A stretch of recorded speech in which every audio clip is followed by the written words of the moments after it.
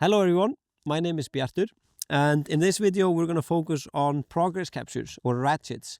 So devices that allow you to haul someone in a rescue scenario, for example, but also doesn't let the rope go back through the device.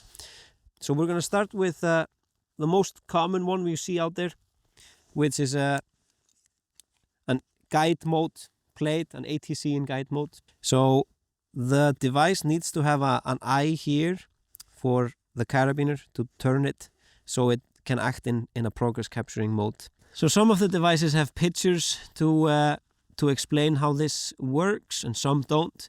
It's obviously best to learn and know how this works. So basically this is where the load will be. So that means the other end is the brake strand. So I'll put the rope through the slot in the device and I add a locking carabiner to it here. It's nice if this carabiner is nice and rounded for less friction. Then I clip a separate locking carabiner to the eye I talked about earlier and I lock that as well. What I now have is a progress capture where if this strand gets loaded, it pinches the other strand in there and the device doesn't let the rope run back. But if I pull the other strand, it releases that tension.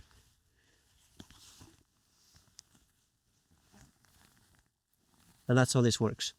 The disadvantage to this progress capture is that it's quite high friction once you've placed it.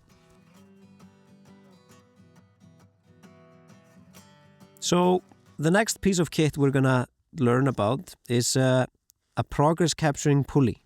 So this is also a progress capture, but the advantage we have here is that this minimizes friction compared to the guide plate that we had earlier.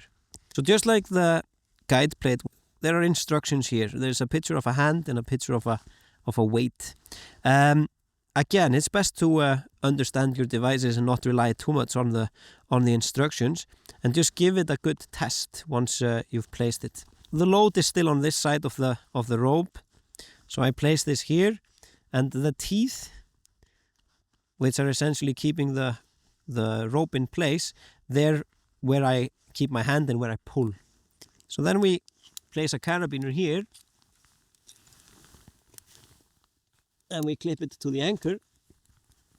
So this is now the loaded strand and this is where I pull.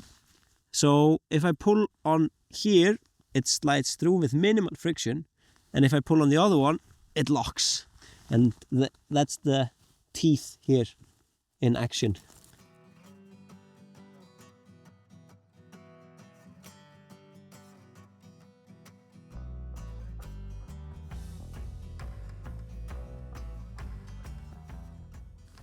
And we now have a progress capture pulley with minimal friction, where I pull on this side, the load comes up, and then if I let go, the load doesn't slide back through this device.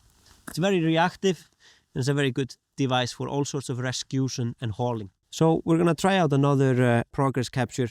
What I have here is the Petzl Tibloc, and this is more like a rope clamp, so it can act as a progress capture, but it doesn't have a pulley. Having said that, it's still less friction than the guide mode we had in the beginning of the video. So if I put the rope in here and I make sure the carabiner goes through the Tibloc and the orange rope we've got there, I've created quite a low friction progress capture, which works quite well.